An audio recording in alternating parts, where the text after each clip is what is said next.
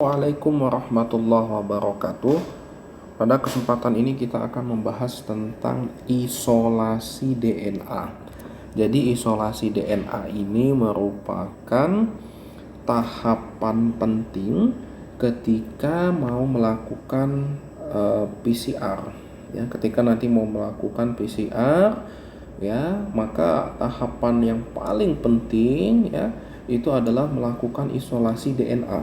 Karena sebagaimana kita ketahui ketika kita melakukan PCR itu kan kita akan mengeksplorasi menilai ya menilai gen.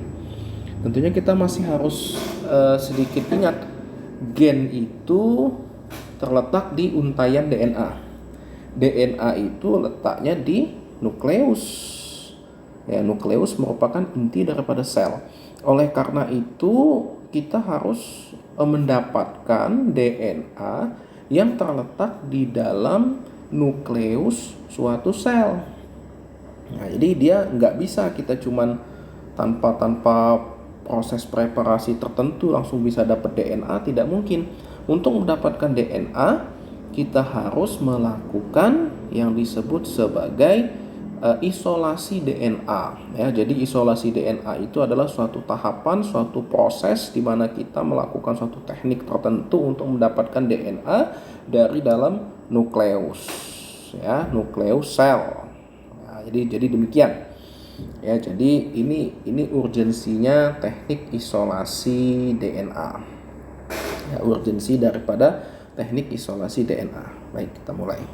Nah, ini adalah bahan-bahan ya yang akan kita gunakan ketika melakukan isolasi DNA.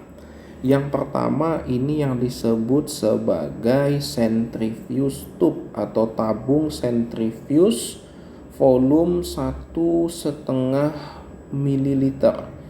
Ya, ini volumenya 1,5 ml. Jadi tabung sentrifuge ini ada banyak. Ada yang volumenya 2 mili, ada yang volumenya 1,5 mili, ada yang volumenya kecil pun ada. Jadi ini macam-macam. Ini disebut sebagai tabung sentrifuge atau kalau bahasa kerennya kadang-kadang dikenal sebagai tabung Eppendorf. Jadi tapi bukan Eppendorf. Eppendorf itu kan sebenarnya adalah merek. Ini nama aslinya adalah centrifuge tube. Ya, volumenya 1,5 mili. Nah, di sini nanti kita biasanya collecting sampel dan lain di sini biasanya. Ya. Kemudian bahan selanjutnya yang kita perlukan adalah saponin. Nah, ini saponin. Saponin yang sudah ditambah dengan PBS 1 kali. Ya, jadi saponin 0,5% di dalam PBS 1 kali. Ya, jadi saponin 0,5% di dalam PBS 1 kali. Ya, jadi nanti saponin ditimbang ya 0,5% ya berarti 0,5 gram di dalam misalnya 100 mili PBS 1 kali. Nah, ini ya menjadi larutan saponin 0,5%. Kemudian yang kita pakai juga ini kita pakai cilek ya, cilek ya. Cilek 100. Nah, ini yang kita pakai ya, cilek 100. Dan yang kita pakai juga adalah nuklease free water atau dikenal sebagai DDH2O ya. Ya, DDH2O, distillized deionized water. Ya, ini nuklease free water. Ini adalah bahan yang akan kita gunakan ketika kita mau melakukan isolasi DNA. Oke. Kita mulai.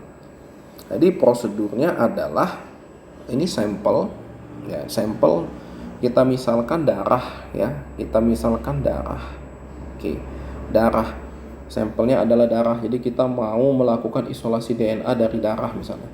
Maka pertanyaan mendasar adalah di bagian mana kita mau mengambil DNA-nya itu dari bagian mana? Darah itu kan ada 2 komponen. Plasma atau sel. Ya, plasma atau sel. Tentunya yang akan kita ambil dari dalam sel. Karena ya plasma tidak mungkin ada DNA di sana, maka kita akan ngambil dari sel. Ya, jadi dari bagian merahnya itu justru yang akan kita ambil. Nah, kemudian sel darah itu ada 3 macam, sel darah merah, sel darah putih, trombosit. Nah, mau ngambil yang mana?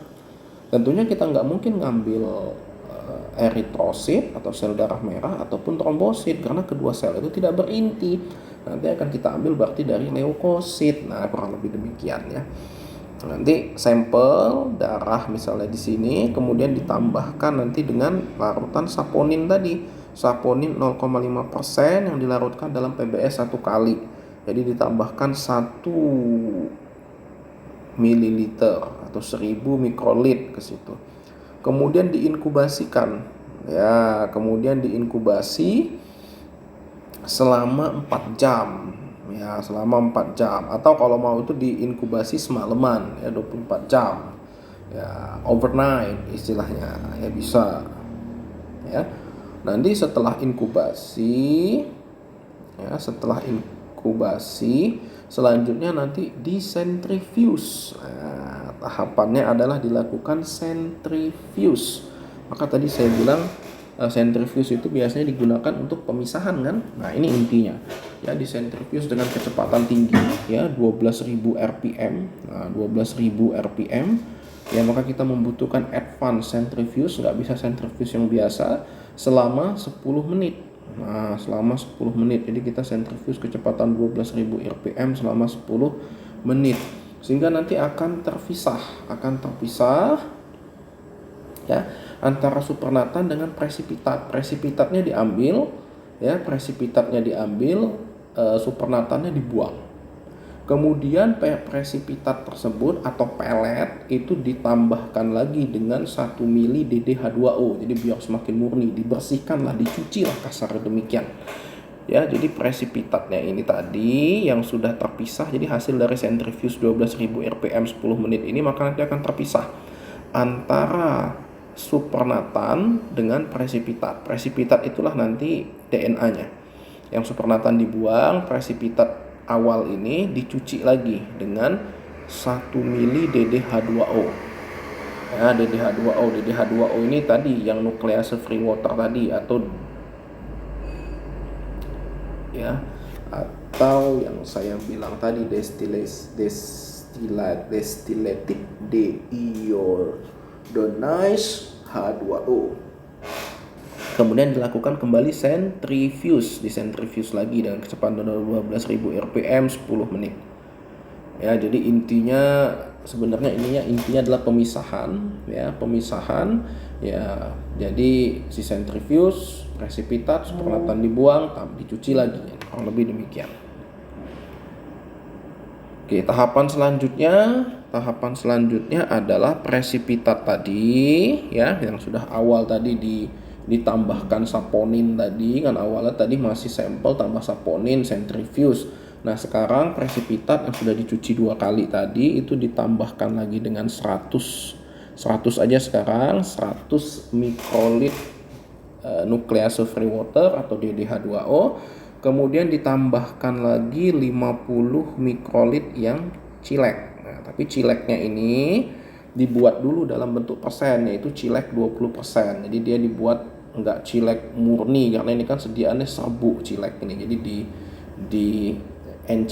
dibuat menjadi larutan cilek 20%. Jadi kalau cilek 20% itu artinya 20 gram dalam 100 ml pelarut ya. Jadi demikian ya.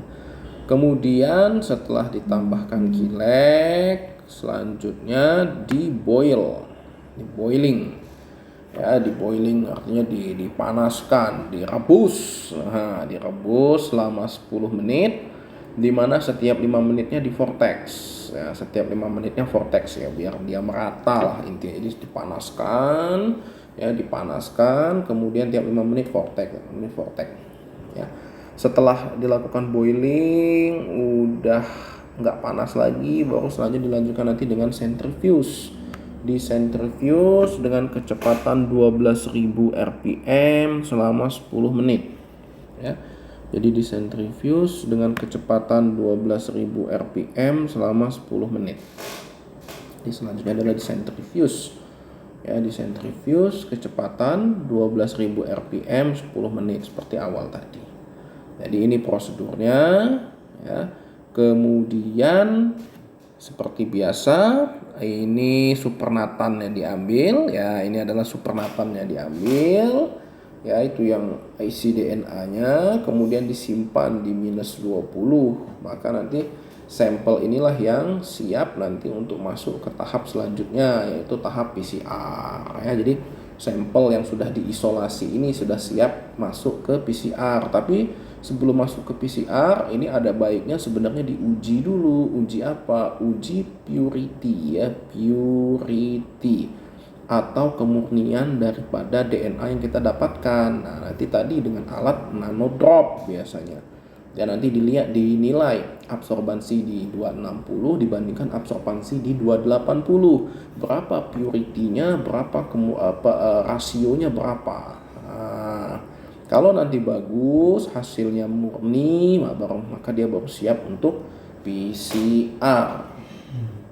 Ya, baru nanti dia ready atau siap untuk dilakukan PCR. Ya, jadi itu materi kita pada kesempatan kali ini. Jadi isolasi DNA merupakan tahap penting, merupakan tahap yang krusial, ya, dalam proses untuk melakukan PCR. Karena kalau Anda main-main dalam melakukan proses isolasi DNA-nya tidak murni, maka bisa dipastikan nanti hasil PCR-nya akan jelek, akan bias, bahkan bisa gagal, nggak keluar sama sekali pitanya karena kita nggak dapat misalnya DNA-nya. Ya, jadi itu penting diperhatikan bahwasanya tahapan isolasi DNA merupakan tahapan vital, merupakan tahapan penting. Terima kasih. Assalamualaikum warahmatullahi wabarakatuh.